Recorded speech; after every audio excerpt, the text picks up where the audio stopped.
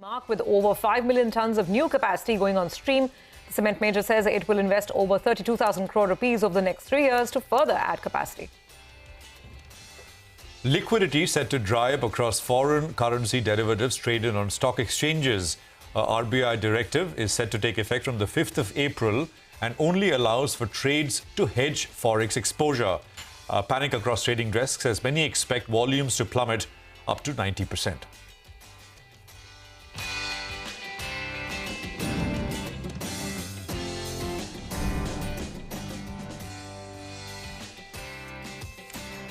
Hello and welcome to Markets Forward, your go-to program where we aim to get you everything you need to know as you gear up for another trading session. I'm Prashant. With me, my colleague Surabhi Upadhyay. Surabhi, hi. Hi, Prashant. But once again, a range-bound session, lots of consolidation, but as usual, plenty of action beneath the surface.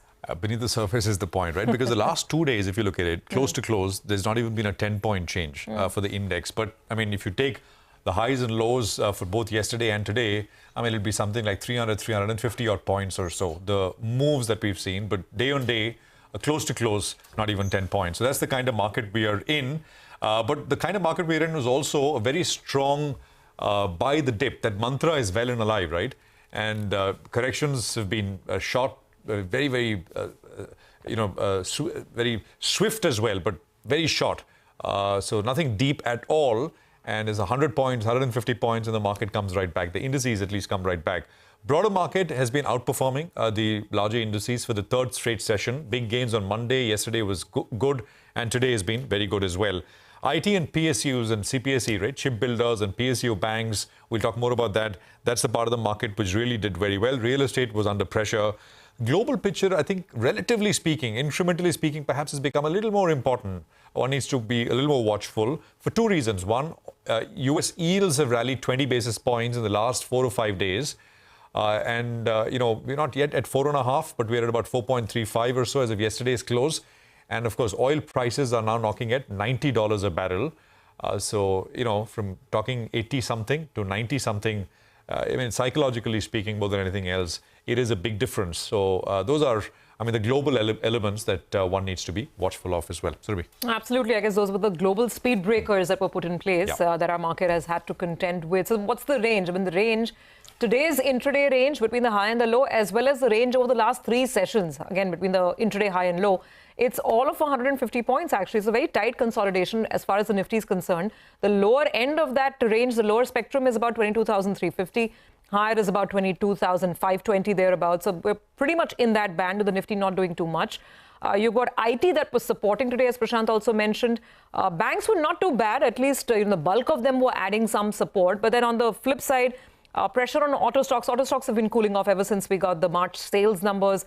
There was some pressure on consumer names like Nestle and Britannia as well. So consumers not adding up. Reliance has not really helped the bulls' cause.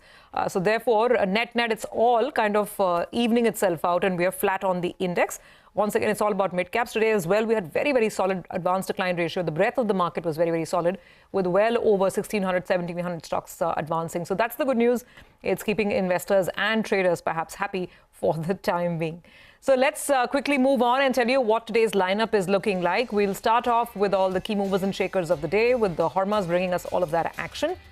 In terms of areas of focus, metal and mining stocks were buzzing on the back of operational updates that came in from these companies, and we'll tell you all about that as we go forward.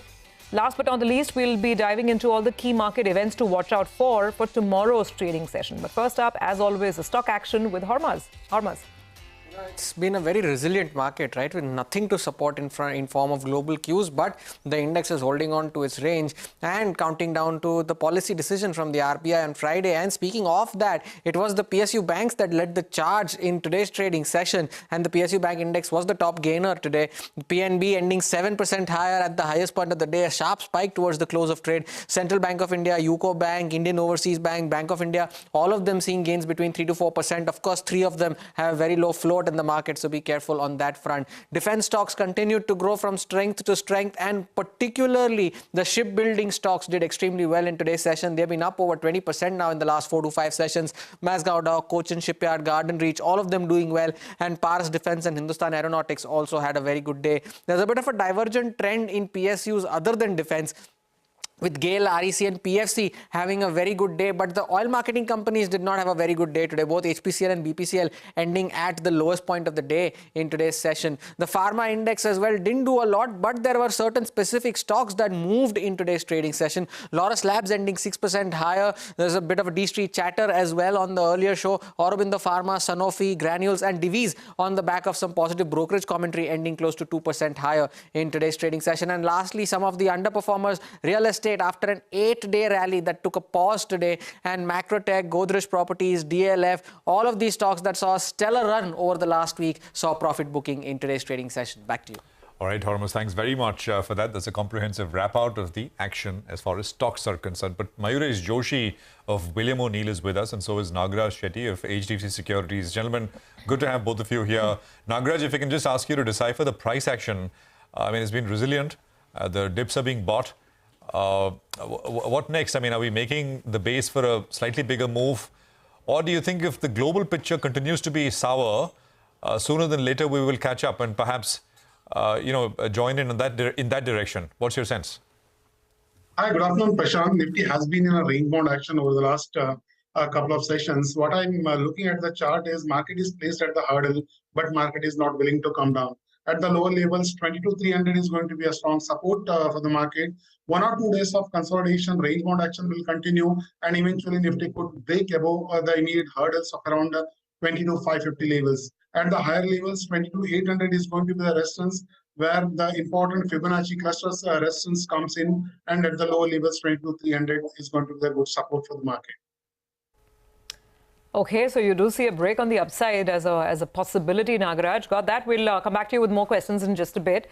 But let's also now address what was really the sector of the day, and that has to be the metal space. Quite a few metal and mining stocks like Hind Zinc, Nalco and MOIL rallied on the back of good operational updates that came in for the fourth quarter as well as the full financial year. Hind Zinc has recorded its highest ever quarterly production of refined metal in Q4 FY24. We have Nigel joining in with all the details. Nigel. Well, let's start off with Hindustan Zinc then. Yes, as you said, they delivered a record number in terms of highest ever quarterly refined metal. And the split should come up for you on the screen between zinc as well as lead. But the reason that the stock really was excited was because of its exposure to silver. Remember, it's one of the only listed companies here in India where you have some exposure to silver. And to give you a few numbers, well, the silver production was up by around 4% to around 5% on a quarterly basis, if you compare it on a year-on-year basis. Even for the year, it clocked close to around 750 tons, which is a good jump that we saw on a year-on-year basis. Now, silver prices hit a 23-month high, and they're quoting at around $26 an ounce. Most on the street are working with around $25 an ounce. So that's the kicker that comes in there. And to give you a few more details, silver contributes 20% of their revenues, but it contributes more than 40% of their EBIT. And keep in mind, silver is a byproduct for them. So it has margins of more than 85%. And that's why, in fact, the street is fairly excited. Besides the fundamentals, well, there could be a technical factor that's playing out as well, because the promoter entity, which is Vedanta, has 65% stake, the government has 30%, and there's an institution in there. So the free float in the market is very, very minimal. But watch Hindustan Zinc as well as Vedanta, because, Vedanta holds Hindustan Zinc, who in turn has exposure to silver. So silver is going to get up and going. Then that's the one to track. Moving to Nalco, they reported a record year. FY24 was beautiful for them. The aluminium as well as the alumina business, both of them delivered optimum numbers. So in the aluminium business, you had close to around 4.7 lakh tons. And on, the alumina business, it was 2.1 million tons. The biggest kicker, though, comes in because the coal block, that's the Utkal D coal block, it's up and, kicking. And in fact, they have mined close to 2 million tons. Some of the street were working with 1.5 million tons. And for the next year, they'll mine close to 4 million tons. So explains why Nalco was up and about. And finally, MOIL, best ever year. FY24 was even better than FY 2008, where they delivered fairly good numbers. Production and sales numbers up by close to around 30 to 35%. And even EMD, which is a smaller part of their business, that is well up 28%. So all these three going home with good gains today. Back to you. All right, Nigel, thanks very much for that. So that's an outline of a few stocks which were some of the stars today. Nagaraj, chartically speaking, the names that Nigel mentioned, how they look? Yeah, chartically, metal stocks have poised very well on the upside. I'm expecting these metal stocks have broken out above the range movements, and after the consolidation, after the downward correction, they have started moving up afresh. I think more upside is likely to come in metal stocks ahead. Okay, all right. We'll just come back to both of you, Mayuresh and Nagaraj, but let's talk about the other one, right? Divi's Laboratories. That was up today, close to 2% on the back of a bullish brokerage note. Bank of America has upgraded their view and rating on the stock, and they're seeing strong earnings growth drivers. Ekta is here with what they're saying. Ekta. Thanks for that. Well, BofA Securities has upgraded Divi's Labs to buy from underperform with the target price raised to 4,025 versus 3,380. According to them, the consensus downgrade cycle is likely to end in the near term with visibility on drivers of earning growth. So they expect 35% EPS CAGR in FY 25 to 26 on the new generic API launch, contrast media scale-up, GLP-1 opportunity as well as the Kakinada commissioning. Risk rewards stack up better than peers with higher visibility on earnings growth according to BofA Securities on Divi's. Now in terms of valuations, it's at around 35.5 times FY26 PE, which appears more compelling according to them versus larger peers. Key downside risks: worsening generic API pricing pressure, delay in the Kakinada ramp-up and slower growth in the custom synthesis business. All right, Ekta, thanks very much for that. Mayuresh, any thoughts on pharma as a space?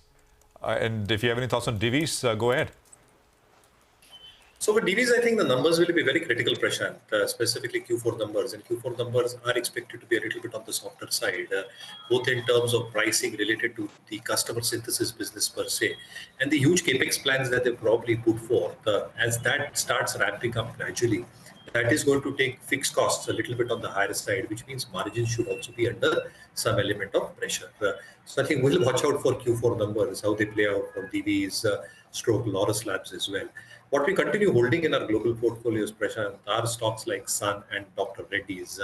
Our take is the specialty portfolio that both these companies possess and the stage 3 applications that they probably have in terms of more A&D and FTF launches that can come through and multi-speciality launches that can have longevity in terms of both revenue growth going forward as well as a very strong margin profile that these companies can keep on posting. So in our opinion, I think outside the FDA concerns that both of these companies or a lot of pharma companies face, as these come to some element of fruition over the next few quarters, the specialty portfolio is something which will differentiate the waning down of Revlimid over the next few quarters as well. So Sun, Dr. Reddy's is something we continue holding. Anything on a pullback on our watch list is Nalco Pharma, because the EPS rating and most parameters that we look at from a cancelling perspective are probably getting satisfied here as well. Okay, that's a word on some of the pharma stocks. Mayuresh, just dialing back on metals, what's your sense? I mean, Nigel told us about a lot of these PSUs which have come out with very good production performances in the quarter and the year gone by. But do you like any of the stocks? If not PSU, would you look at any fresh purchases, even on the private side? Yeah, I think a fabulous set of numbers, Surabhi. And to that extent, I think the kind of annualized numbers that have got posted by stocks like a MOIL, a Hind Zinc, a Nalco as well, I think has been a stupendous show. Going forward, I think on a high base, how are they going to outperform is something to be seen. But most of these stocks way above pivot levels as we see it. Valuations have become far more expensive. And therefore, I think an actionable within the ferrous space, JSW Steel, is still an actionable. It remains on our watch list. 2-3 factors. Obviously, I think the domestic volumes are expected to remain very, very strong and buoyant. Expectations in terms of input costs, specifically petcoke prices, are very, very benign or very, very stable over the last few quarters, expected to be over the next few quarters as well. And if there is a sharp recovery in the next few quarters as we see it, both from China and the Western world as well, LME pricing should start moving higher, which probably will give an incremental benefit in terms of the overall pricing environment, even for the domestic-based companies. So one of the fewer stocks that might be an actionable might be a JSW Steel from the larger groups. Okay, all right. Well, gentlemen, just stay on. We'll have some more questions for you in a bit. But let's move on now and talk about some developments at SBI Mutual Fund. There is a change of guard in at least some of their flagship schemes. Senior fund manager Sohini Andani has quit SBI MF after a 17-year stint. Andani managed the country's second biggest large-cap fund, the SBI Blue Chip, as well as the SBI Magnum Mid-Cap Fund, with the total assets under management of nearly 60,000 crore rupees. Hormuz is back with more details on this. Big changes here, Hormuz. Big changes, absolutely. And as you were mentioning, a 17-year journey coming to an end this morning after Sohini Andani quit SBI Mutual Fund. And she had joined as head of research back in 2007. And it was in 2010 that she took charge of the two portfolios that you highlighted. One was the SBI Blue Chip Fund and the SBI Magnum Mid Cap Fund. Now, the SBI Blue Chip Fund is the second largest large cap fund in the country, while the Magnum Mid Cap Fund is the fifth largest mid cap fund in the country. The Blue Chip Fund has an AUM of over 43,000 crores. In returns wise, over the last 12 months, it has returned around 30%. On an annualized basis, since its inception, it has returned 12%. Some of its top holdings in the Blue Chip Fund: HDFC Bank, ICICI Bank, the two nifty heavyweights, along with L&T, ITC, Reliance Industries, and some other notable names also in there include Bajaj Finance, Britannia, and Page Industries. The mid cap fund, though, is also the fifth largest, as I said, in the country. 16,500 crore AUM. But interestingly, over the last year, it has delivered returns of 44%, and on an annualized basis since inception, it's up 17%. But considering the broader market performance that we have seen over the last 12 months, the largest portfolio holding in the mid cap fund is cash, and that is close to 9%. And some other stock names include CRISIL, Sundaram Finance, and some other notable holdings also include Schaeffler India, Coromandel International, and Sona BLW. Now, in replacement for Sohini Andani, Saurabh Pant, who has been associated with SBI Mutual Fund since 2007, will manage the Blue Chip Fund, and Bhavin Vithlani, who has joined the SBI Funds Management in 2018, will manage the Magnum Mid Cap Fund. So big changes coming in there at SBI, over 60,000 crores of AUM. Back to you. All right, that's interesting analysis there. Thanks very much. It's like I think as Hormuz earlier said, an end of an era, veteran fund manager really. Now, just one other sector, Mayuresh, before we take a break is, I mean, these shipbuilders, right? Cochin, Garden Reach, big moves today. Mazgaon was another one. Do you have coverage on any of these names? So we had a few holdings, Prashant, and very earnestly, I think a few weeks back, we have booked out. But I think the story remains intact. Very strong order books. The expectations in terms of revenue visibility for the next 4 to 5 years is very, very consistently getting maintained with more orders coming through. The margins at which these orders are coming are pretty strong as well. And therefore, the expectations in terms of strong earnings growth expected to continue over the next few quarters can be a given. That is appropriately getting reflected through our EPS ratings. However, I think how we see it is valuations are a tad bit more expensive, and B, significantly higher from most moving averages and pivot levels, late stage basis for most of these companies as well. Obviously, I think the only risk that probably remains is execution. So for any quarter or two, if any execution risk probably plays out on numbers, the stocks might crumble down because of the elevated valuations and price action that these stocks are seeing. So I think investors can hold on, ride the momentum, but have your risk management in place. Okay, all right, got that. Nagaraj, just to sort of go back to the point that you began with, I mean, you do see the chance of the Nifty breaking on the upside above 22,500. So, you know, any specific trades that you would like to then leave us with, considering you are expecting some upsides to the market?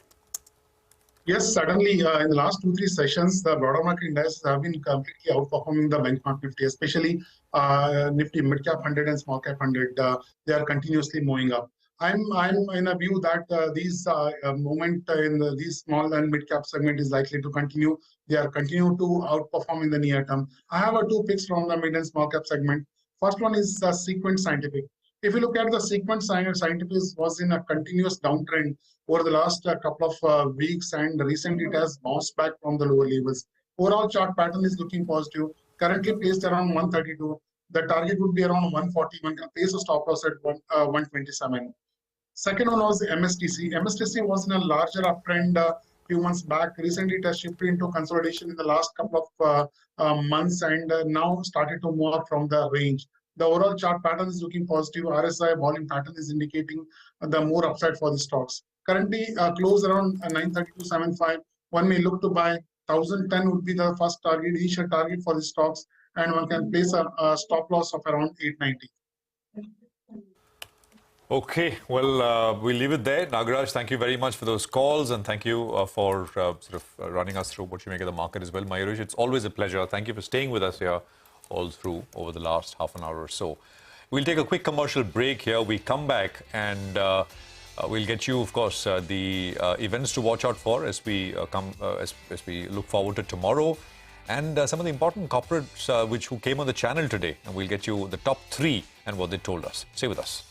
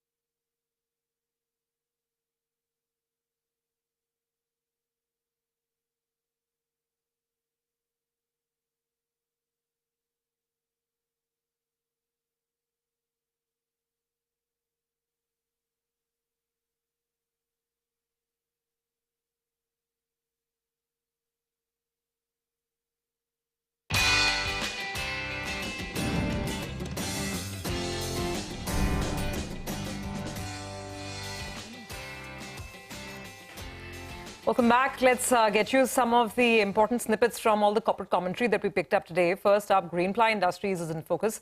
The company has commenced manufacturing and commercial production of functional furniture hardware. The company's joint managing director and CEO Manoj Tulsian said they aim to achieve an EBITDA margin of above 25% for this business. In terms of revenue, the company targets to generate around 750 to 800 crore rupees once all phases have been completed. Thomas Cook is also on the radar. Its chairman and managing director, Madhavan Menon, said that while long-haul travel has shown signs of recovery, it still lags 2019 levels. He said leisure travel has been a robust growth driver for the company and is poised to gain more momentum. Lastly, he added that the company will cross pre-pandemic levels in FY25. Okay, well, Prestige Estates was the other company we spoke with. They've entered into a deal with ADIA, which is Abu Dhabi Investment Authority, and Kotak AIF for over 2,000 crore rupees through its subsidiaries. So we had the CMD, Mr. Irfan Razak, who told us that the deal will be positive for them. It'll bring in the money. They've identified 4 projects in different cities into which they will put the money in, which should have a total revenue potential of about 18,000 crore rupees. They said these investors, that is ADIA and Kotak AIF, are expecting returns of about 16% from their investment. From corporate voices to big market voices of the day, JP Morgan's Jahangir Aziz says US inflation coming down to 2% is key for the Fed to start cutting rates. He expects the first rate cut in June and a total of 3 in 2024. He adds that the recent rise in commodity prices is unlikely to change the Fed's trajectory. As for India, he expects RBI to cut rates the earliest in July, and that too, he says, would be a shallow rate cut. We also had Sunil Kaul of Goldman Sachs. He's Asia Pacific equity strategist at Goldman Sachs. He said that fundamentals of Indian market are strong, but the primary concern remains valuations. Real estate and utilities, which are power companies, are the preferred themes for him. He added that RBI may cut rates only by the 3rd quarter of this year. All right, well, those are voices from both corporate and the stock market world. Before we wrap, let's, as always, get you the big events to watch out for as we come back tomorrow. Mangalam is here with that list. Mangalam. Well, let's start with some happy news, though not for us, which is public holidays. We have 2, places where there are public holidays. There's Hong Kong and Taiwan. But Vedanta, the board will meet tomorrow to also consider fundraise via NCD. So that stock will be on our radar.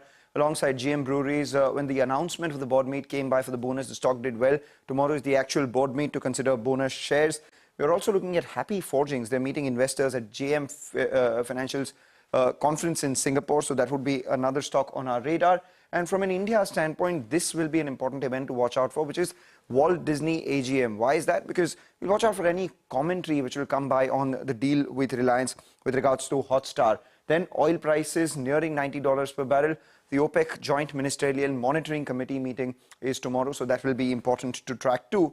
And then the RBI Monetary Policy Committee meeting, which has started today, will continue. The outcome will be on the 5th of April. And amidst all of this, it's a Thursday tomorrow, so the Nifty weekly options expiry, the first one of FY25. Okay, all right, Mangalam, thank you very much. So that's ample to keep us busy all through tomorrow. And of course, we are going to be back along with the entire team to take you through all the action. But for now, from the entire team that puts this show together, Prashant and myself, it's a wrap. Goodbye and thank you for watching.